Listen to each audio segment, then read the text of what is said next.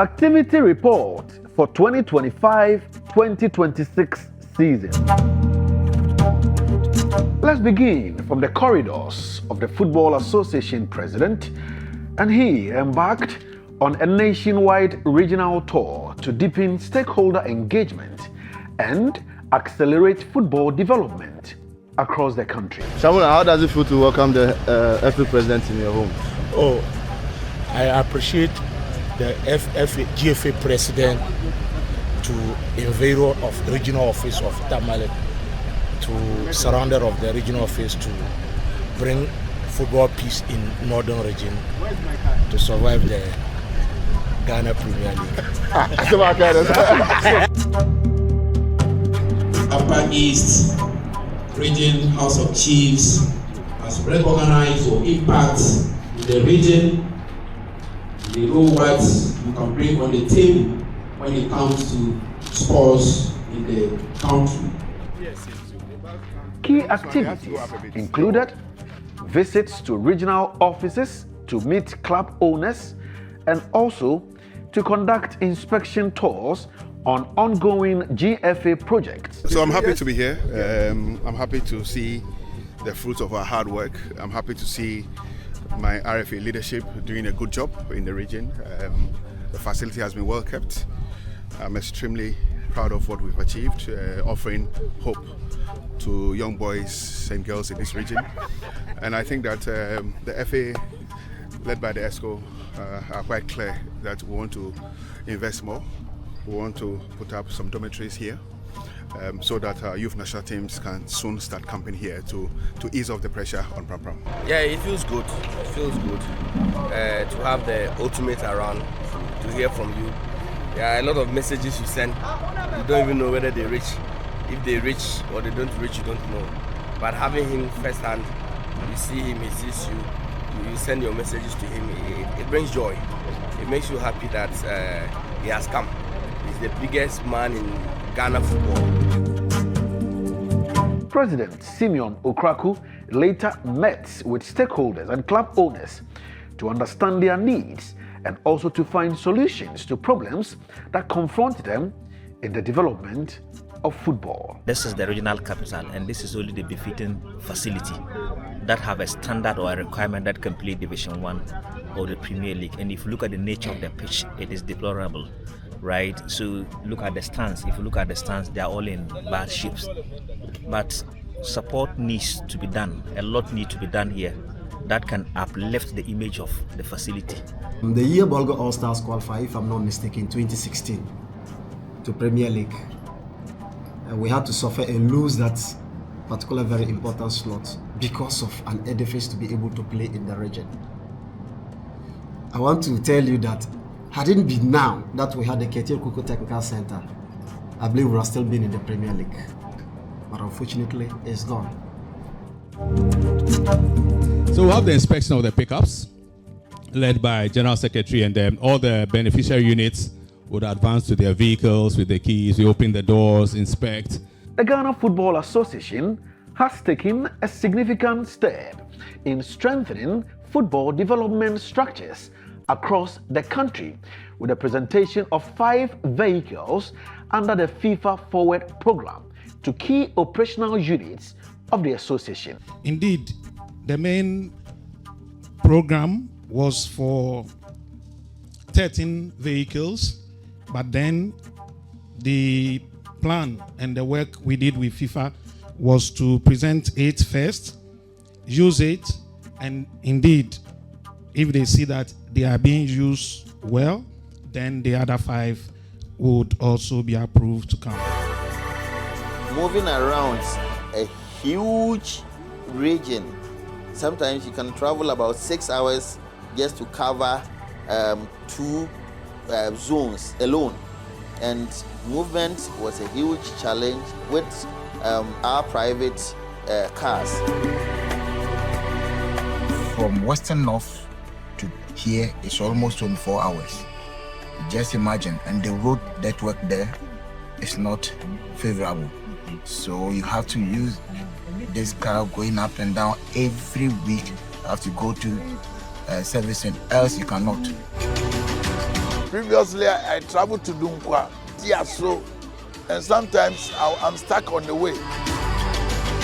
Then the news came that our president, Mr. Keto Kreku, and the ESCO had engaged FIFA to get us some new pickups to help us do this work. It was a wonderful news that we all patiently waited for to come to fruition. Then one day our president told us in a meeting, your pickups are ready. You could see the smiles on the faces of my colleague chairman. And it wasn't because they were going to drive in new pickups and so they were just happy, but they were happy because basically they were now free to travel across their big regions, to visit their teams, to visit game centers, to engage their zones in discussions that will help build football in their regions. Today we are here. Over the period, we've gone through the process. FIFA has approved the additional 5, and they are here for us to present for those key areas. With the latest allocation covering the Greater Accra and Northern Regional Football Associations, the Technical Directorate, the GFA Headquarters, and the Ghana Man Soccer Center of Excellence at Pram Pram. The presentation marked the fulfillment of a strategic commitment made nearly a year ago when 8 out of Ghana's 10 administrative football regions were each provided with double cabin pickup vehicles. If I tell you how far this new pickup has traveled in this short period, you'll be marveled. We're using to organize coaching clinics, coaching workshop, coaching education program. It's making our work more easier. I would say it has lifted a burden on us. By giving us a new one, it shows that we need to do more work. With the delivery, the GFA has now successfully extended logistical support across all regional structures while also strengthening key technical and administrative arms of the football ecosystem. The leader of this organization is somebody that thinks about every unit. So I'm very grateful to President Kate, General Secretary, members of ESCO, all individuals or every individual that works in this organization. The Ghana Football Association's Women's Football Development Program continued across the country under the tutelage of Jennifer Amankwa Sapon. The program that seeks to identify, nurture, and develop young female football talent through structured pathways. Over 2,000 girls have benefited from this program. The training ranges from football, fun activities, and skills development aimed at inspiring the next generation of female footballers.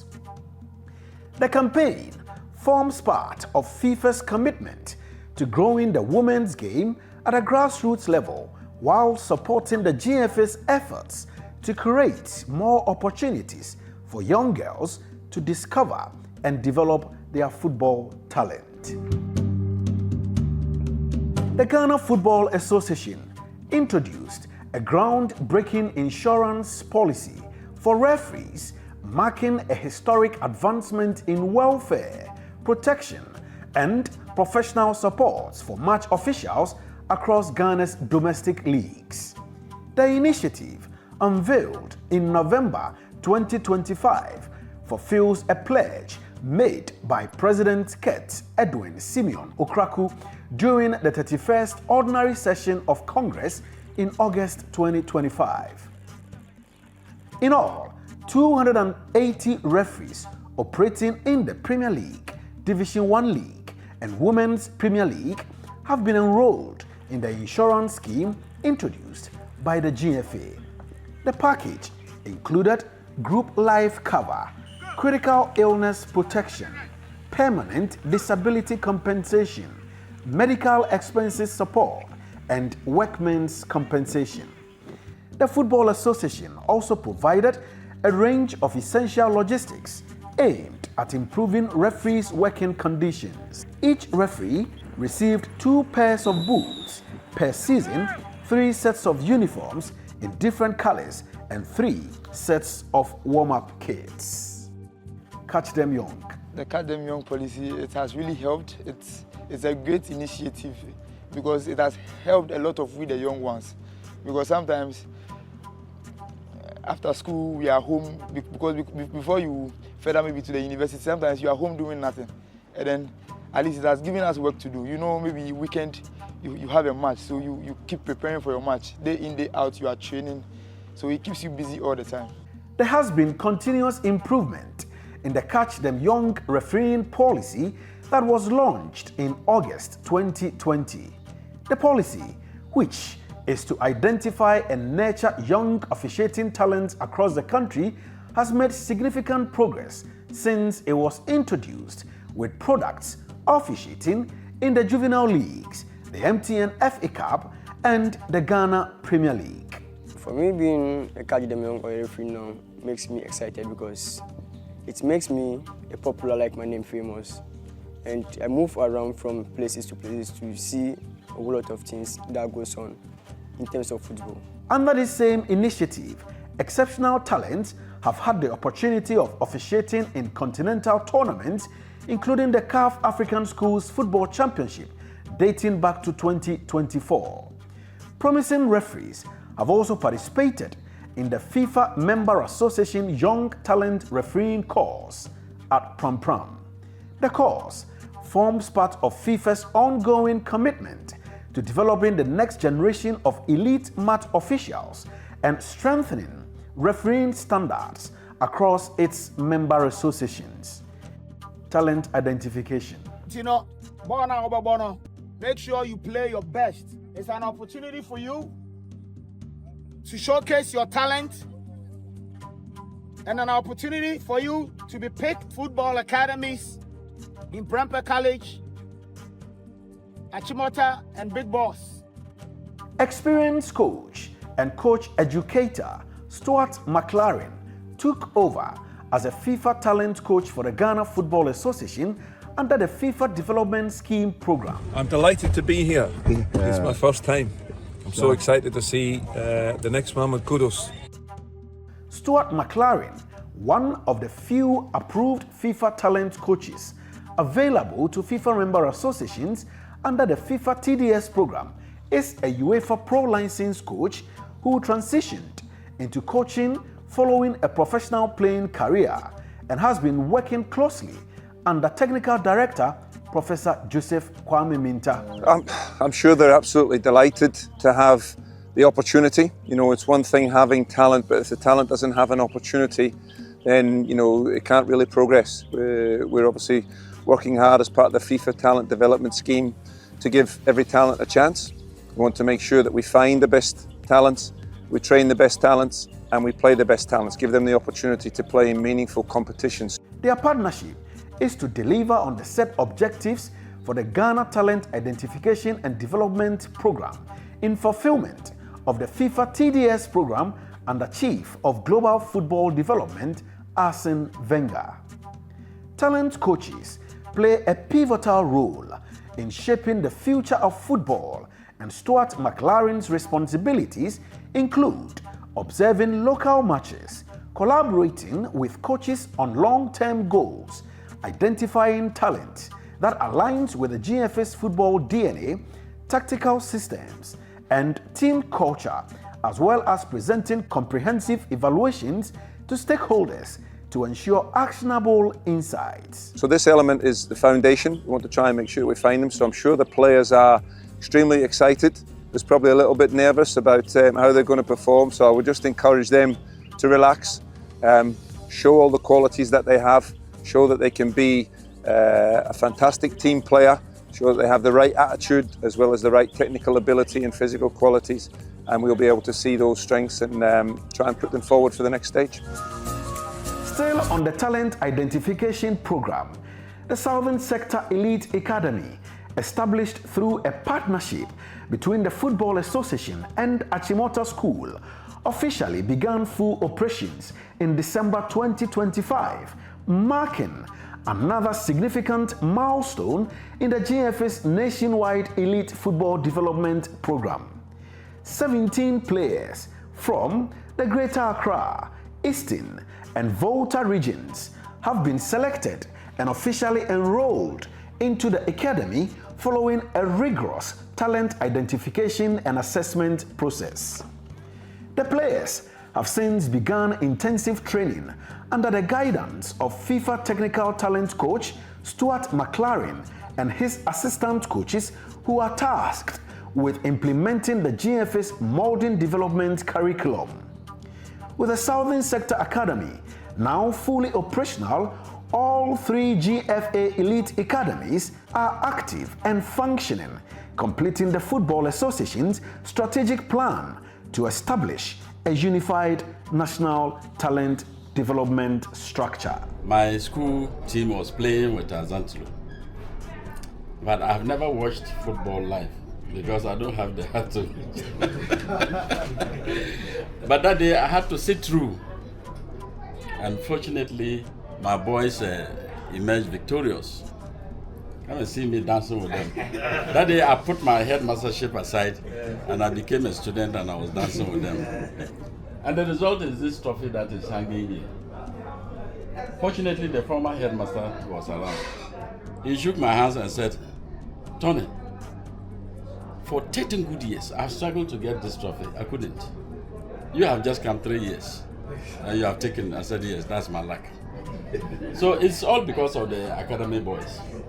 And I think that their support in also making the school name to get that kind of recognition is something that we cannot gloss over.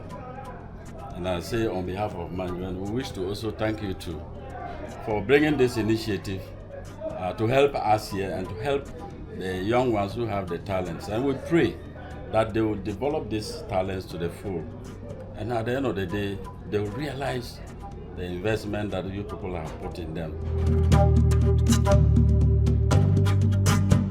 It's day 2 of our talent hunt identification, of course, with the Ghana Football Association in conjunction with the Ghana High Commission and Coach Hennes Sports Club. The Football Association successfully organized its inaugural talent identification program in the United Kingdom, bringing together 40 promising players of Ghanaian descent currently enrolled in Category 1 football academies across the UK. The exercise forms part of the GFA's broader vision to strengthen Ghana's national teams by identifying, engaging, and nurturing highly talented young players eligible to represent the nation on the international stage. Held in Bromley, United Kingdom, the program was organized through a collaborative effort between the Ghana Football Association, Coach Hennes Sports Club, the Ghana High Commission in the United Kingdom, and Prince Lamona Consort. The exercise attracted players within the U15 to U20 age categories, representing some of England's elite football institutions, including Chelsea FC, Everton FC, Manchester City FC, Arsenal FC, and several other top academies renowned for developing world-class talent. To regional competitions, and all 10 regional football associations have successfully completed their various competitions, from COL's Women's Division 1 and Regional Division 2 championships. Successful Division 2 clubs have been promoted to the Division 1 League and will compete in the 2026-2027 season. They include Kalibi FC, Brecum City FC, Bactero Sasan FC, Steadfast FC, Pro Sports Academy, Ebiem FC, Feteman United, Kotoku Royals Football Club, 7th Wave Football Club, and Nukunu Sporting Academy. As against our champions of this year's Women's FA Cup. In the women's division, Hazakes ladies were crowned champions of the Women's FA Cup after beating Army ladies 5-3 on penalties. Hazakes ladies who are champions of the Women's FA Cup 2025-2026. To the Malta Guineas Women's Premier League, the final moved to Agona Swedro in the central region, where two of the nation's giants, Ampem Dakoa ladies, clashed with old foes Hazakes ladies at the Swedro Stadium. Northern Zone champions Ampem Dakoa came from behind to defeat Hazakes ladies 2-1 to claim the 2025-2026 Women's Premier League title, equaling Hazakes' record of 5 titles, and also earned the right to represent Ghana in the Wafu B CAF Women's Champions League. Still on domestic competitions, Nations FC etched their name into Ghana's football history, beating Dreams FC 5-4 on penalties to win the MTN FA Cup at the University of Ghana Stadium after a 1-1 draw through 120 minutes. And there you have it. In the Premier League, Mediama SC sealed the 2025-2026 Ghana Premier League title, their second league triumph in 3 years. The Moves and Yellows amassed 62 points, 2 points richer than Bibiani Gold Stars, who finished in second place. Nations FC, Hohoe United, and Tachiman 11 Wonders were relegated at the end of the season. The Access Bank Division 1 League produced 3 champions across 3 zones at the end of the 2025-2026 season. DBB United, FC Ashanti Gold 04, and Port City FC qualified for the Premier League after winning their respective leagues. These 3 clubs will compete in the Ghana Premier League next season. Na kukurantumi ya park we no the American say we Black Star kura ba e be hye wa Brazil ba Port City be hye no park we so. Na nya de a team we aba Premier no esan ko na chi. Ya de nyame ase. San se ne kuruti no. Ya nsusu ya na ami. Se Japadi na se munyamadi ebebe so. Ashanti Region clinched their second KGL U17 Inter-Regional Championship title with a hard-fought 2-1 win over defending champions Western Region at the Magdan Teshi Sports Complex. The triumph marked Ashanti's second crown in the prestigious youth competition. We will come back again and defend. We are Ashanti. We have many players there. And anytime Ashanti comes in a competition, we need to at least finals or semi-final. Backed by a landmark 5-year $1 million partnership with the KGL Foundation, the championships plays a central role in the GFA's grassroots development strategy.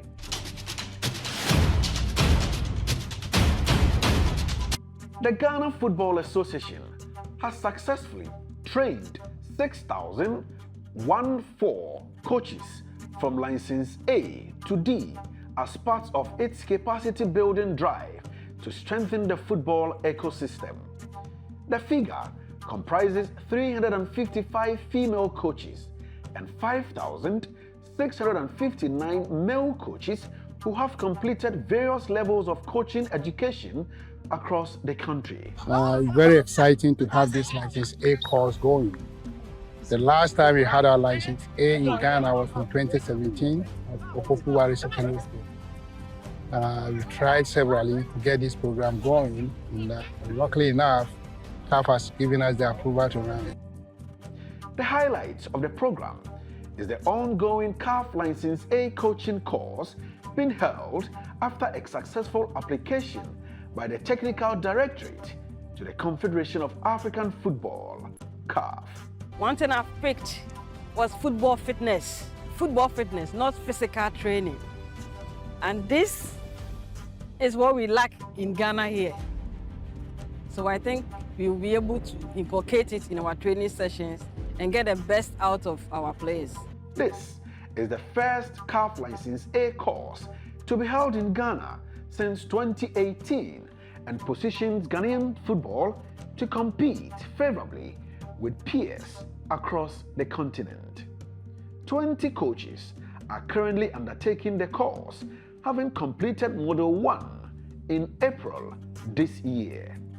At the License B level, 25 coaches successfully completed their course in 2025-2026, while 30 female coaches have also undergone training at the License C level. I started with a D, I came and then I finished with a C, and now I'm with a D. Coaching and play is different. When you are a coach, it's different. When you are a player, it's different. So if you want to be a coach, you need to go and learn how to coach. That has been my inspiration. So when I was coming, I knew I was coming to learn how to coach. National teams. It's Ghana, Burkina Faso. It is the girls' final of the 2026 CAF African Schools Football Championship. Ghana's Black Damsels were crowned champions of the 2026 CAF African Schools Football Championship after a dramatic final victory in Harare, Zimbabwe. Scores a win. Mukarama Yusuf!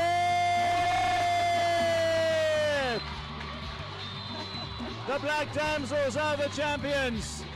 Back-to-back titles for Ghana.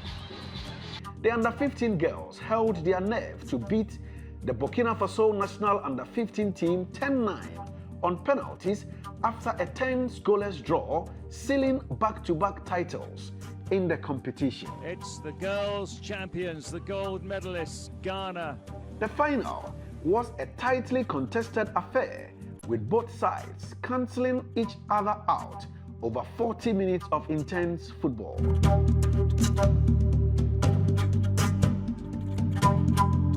The Black Maidens of Ghana are back to the global stage for the first time in 4 years after beating Senegal 7-6 on penalties to seal qualification for the FIFA Under-17 Women's World Cup. Jessica, and she scores!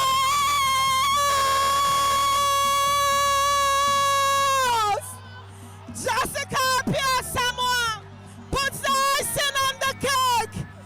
Also on World Cup qualification, the Black Princesses secured yet another qualification, this time for the 2026 FIFA Under-20 Women's World Cup after battling to a 1-1 draw against Uganda. The achievement extends Ghana's impressive history in youth women's football, with the Princesses now set to make their 8th consecutive appearance at the FIFA Under-20 Women's World Cup. The 2026 edition of the tournament will be held in Poland as Ghana aim to continue their strong tradition on the world stage. The Black Queens, Ghana's senior women's national team, qualified for the CAF Women's Africa Cup of Nations for the second time in 2 years. Ghana's FIFA E national team, the Black Asteroids, qualified for the inaugural FIFA E Continental Championship featuring e-football console after an impressive qualification campaign in the Nations League. The Black Asteroids secured their place among Africa's top 8 nations after accumulating sufficient consistency points throughout FIFA's E-Nations League and delivering strong performances during qualifying week 3. Risky ball into the middle of the pitch, but it is gathered by Ghana. Semenyo got support on his outside here. Asante, he's got away from his man, he's into the area. Thomas Asante, it's a great layup! And what a finish that is from Urinchi! What a moment for the Black Stars! The senior male national team, the Black Stars, competed on the global stage for the 5th time following qualification in October last year. The team, led by Portuguese trainer Carlos Queiroz, displayed a solid performance in the competition but crashed out at the round of 32 after a 1-0 loss to Colombia in Kansas. The Black Stars began the journey with a 1-0 win over Panama and drew goalless with England before rounding up the group stage with a 2-1 defeat to Croatia. Ghana progressed to the round of 32 as one of the 9 African teams to make the second round, but despite a spirited performance, a John Arias first-half strike ended Ghana's journey at the tournament. The team aims to bounce back stronger in the 2027 Africa Cup of Nations qualifiers that kicks off in September. Before rounding up the report, shall we pay our last respect to the following football heroes? Ni Sabankwe, former team manager of Accra Hearts of Oak and the Black Stars. Peter Lamte, former Accra Hearts of Oak and Black Stars attacker. Stephen Apia, former administrative manager of Park Academy. George Blay, former Second D Hazakes, Black Satellites and Black Stars defender. E.K. Edu, former chairman of Asante Kotoko Sporting Club. Dominic Frimpong, former Aduana FC and Brecum Chelsea player. Stephen Kwame Dako, former goalkeeper of FC Namora. David Agunde, Police National and UCC Youngsters. Daniel Ano Walker, former Accra Good Olympics, FC Samatex 1996 and Black Galaxies head coach. Jonas Oko Jani, former administrative manager of Accra Hearts of Oak. Fusaini Adama, former driver, Central Regional Football Association. And Stephen Saforo, former staff at the Transport Department at the headquarters of the Ghana Football Association. May their souls rest in perfect peace.